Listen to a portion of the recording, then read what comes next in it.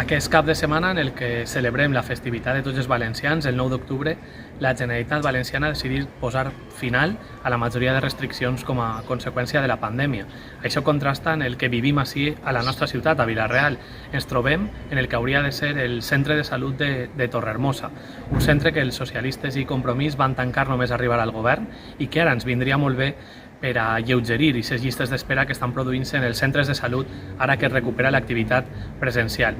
Mentre altres comunitats autònomes com Madrid ha sigut capaç en estos 20 mesos de construir un hospital de referència com l'Isabel Zendal, així, a la Comunitat Valenciana, la nefasta gestió del govern de PSOE, Compromís i Podem fa que, per exemple, este centre de salut no sigui encara una realitat. Per això, des del Partit Popular de Vila-real demanem a l'alcalde de la ciutat que exigisca a Ximo Puig que les obres d'aquest centre de salut comencen el més prompte possible.